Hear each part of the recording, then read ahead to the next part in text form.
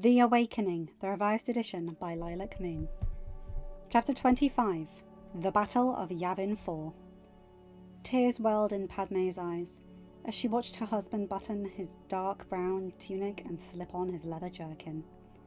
Most of the other pilots, including Luke, were wearing flight suits, but Anakin preferred his familiar Jedi uniform. She sniffed and turned away, trying to hide her tears from him.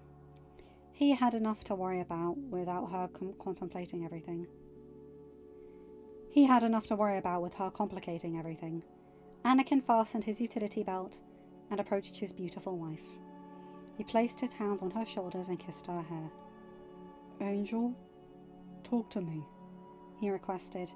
She sniffed again and turned to him, allowing him to see her tear-stained face and watery brown eyes.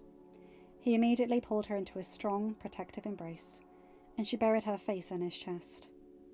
After a few minutes of just holding her tightly, he lifted her chin and gazed into her eyes. "Angel, I promise everything will be okay," he told her. She nodded.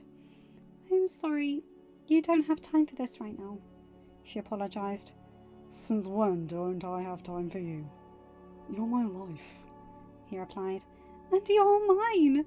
That's why I'm so scared," she cried as he held her. "I know," he whispered to her. I'm so scared that I'm going to lose you or Luke or even Ahsoka. But I can't lose you, and I can't lose our son. I can't lose another baby," she sobbed as he rocked her gently. "I promise you that I will come back to you, and I'll be bringing our son, Ahsoka, and Rex with me. Palpatine has stolen too much from us, and today he's going to learn that I will no longer tolerate his evil and the evil of his empire when we destroy his prized weapon. And one day he will finally pay in full for everyone he has hurt, and justice will finally be served," he told her. "We're a family, and we're finally together. I'm not going to let anything or anyone tear us apart again," he promised. She nodded. "I know. I've never doubted, and I never will. I'm still going to worry, but this is your destiny. You're the only one that can destroy the Sith and vanquish their evil. And I know it's our son's destiny to stand by your side," she told him. "Well, I don't know about that prophecy stuff. I've never been a fan of it. But I do know that it's my destiny to be with you, and nothing will stop me from that," he replied, as he drew her lips into a passionate kiss. Padme kissed him desperately as they held each other close in the few moments they had before they had to leave. An hour later, Anakin approached Han, who was making final checks on the Falcon. "You know, Han, we could really use all the good pilots we could get. I've got a lot of rookies going up with me," Anakin told him. "Look, I ain't gonna get involved in your little suicide mission.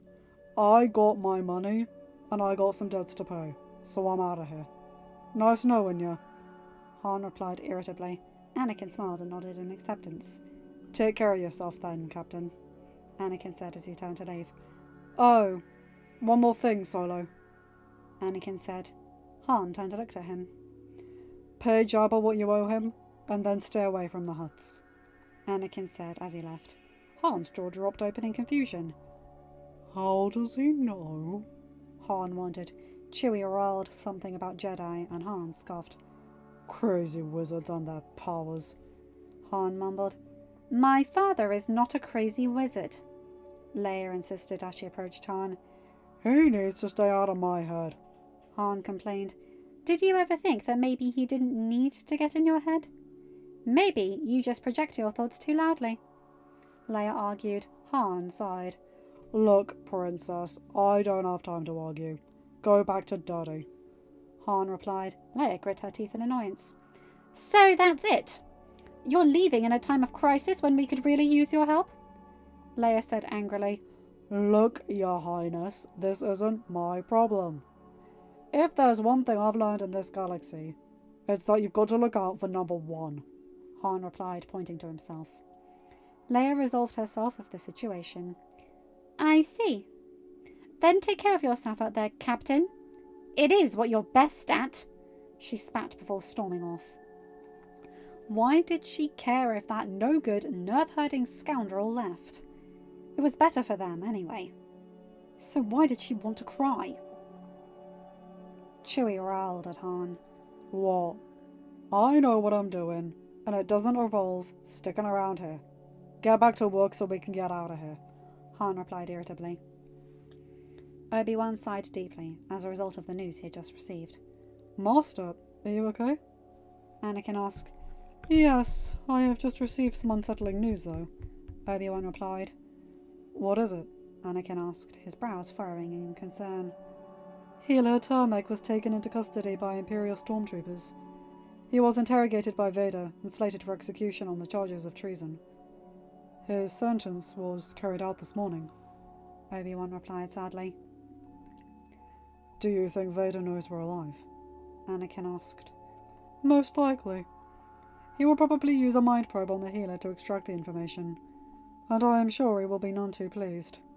You and Luke need to be careful out there, Obi-Wan said, and Anakin nodded. We will, Master, Anakin promised, as he left to do some last-minute checks on his ship. Anakin was doing his last-minute checks when Padme stood by and watched him. How's everything looking, R2? Anakin asked. The faithful little droid whirled a positive response. Anakin nodded and approached his beautiful wife. He could see the unshed tears in her eyes that she was trying to hold back. Padme smoothed her hands on his leather jerkin and smiled at him. You look so handsome. You always do, she said, trying to choke back a sob. It'll be okay, Padme, he assured her. She nodded. You better come back to me, and you better bring Luke with you, she said. I will, I promise.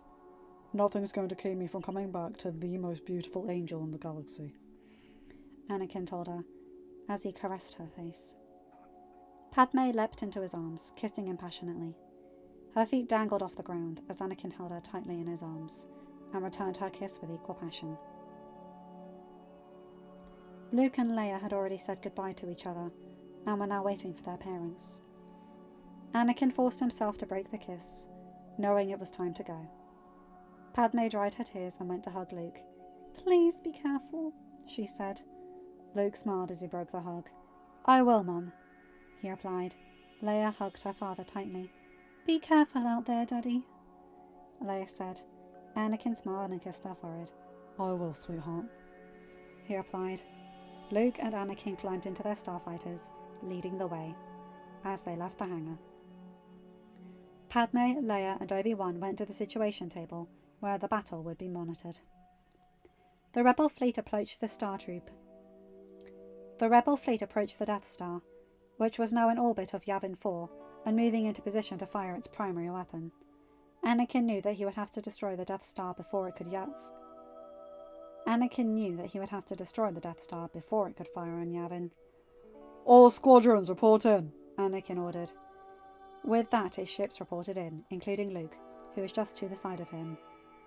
Whoa, so that's what destroyed Alderaan, Ahsoka said as she flanked her master on the other side.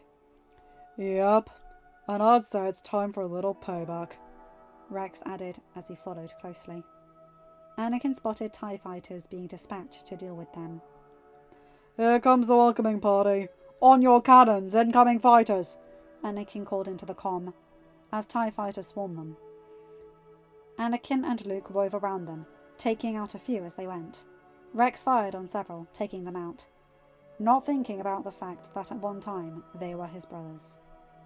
But their betrayal and willingness to commit atrocities for the Empire had forever severed any loyalty or bond he had with any of them. Ahsoka fired on several as well, each getting a small sliver of justice for the people of Alderaan. All right, I'm going in. Follow me, Anakin said as he dipped down into the first trench. I'm right behind you, Dad, Luke called. Anakin, Luke, Rex, Ahsoka, and many other fighters began navigating the trenches. Obi-Wan, Satine, Padme, and Leia watched the battle from the situation table.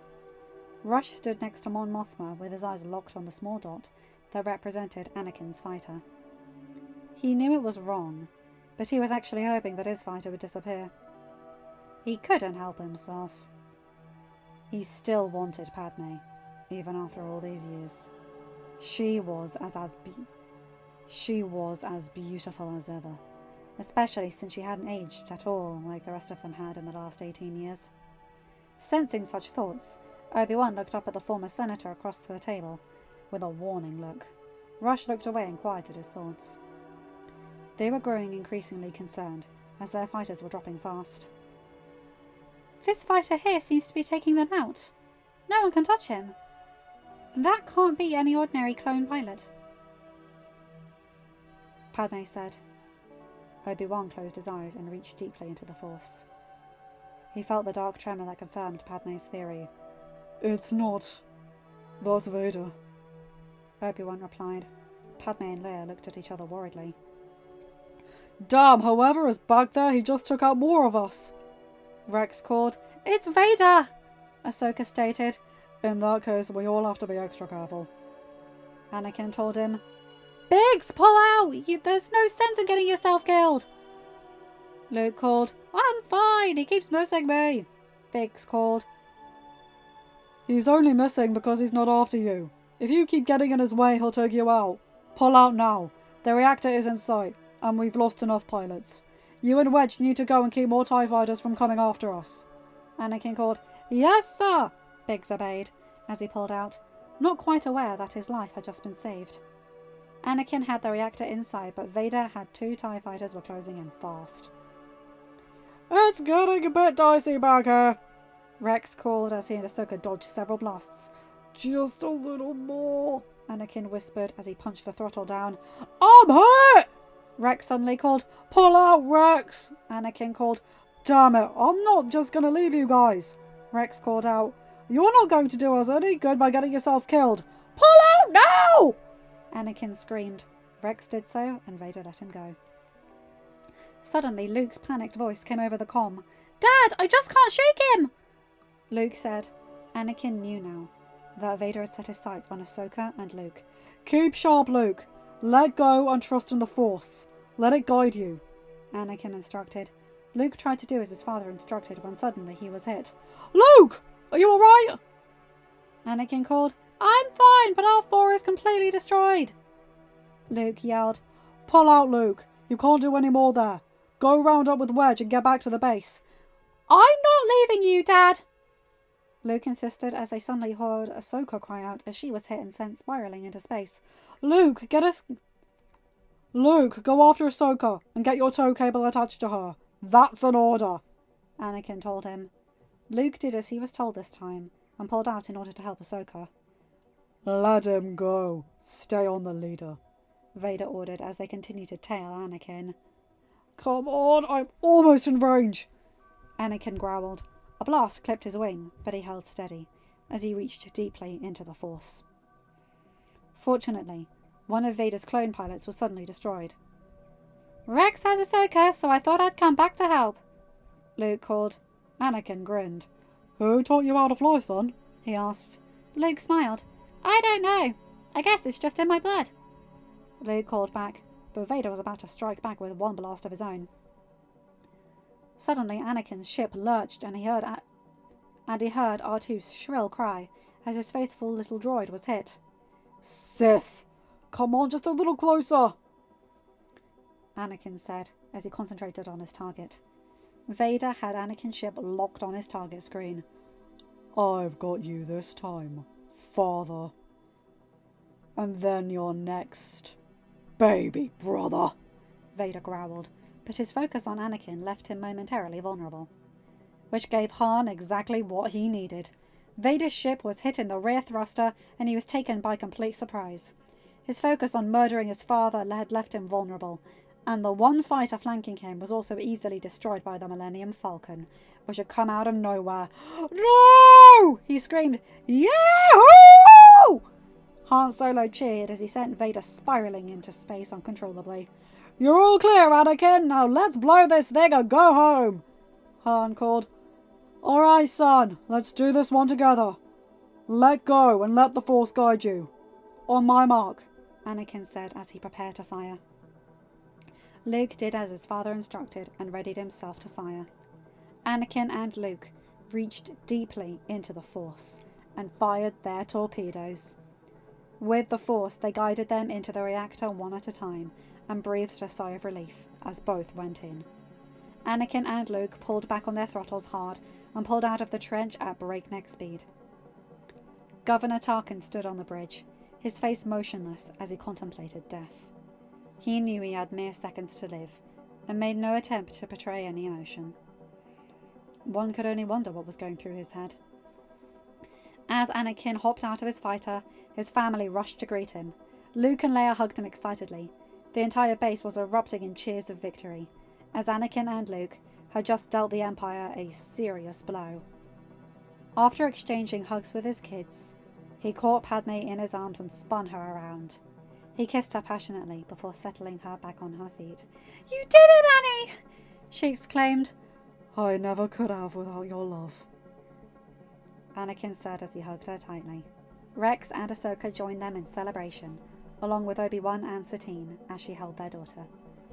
Though they had just dealt the Empire a very large defeat, their current location was known, and they would soon have to find a place to relocate. But none of them worried about that at the moment, for tonight they would celebrate their victory. The next day, the entire Rebel fleet and its leaders gathered in the formal throne room on Yavin 4 base. They were honouring their new heroes, who had saved them all from the Death Star's destruction.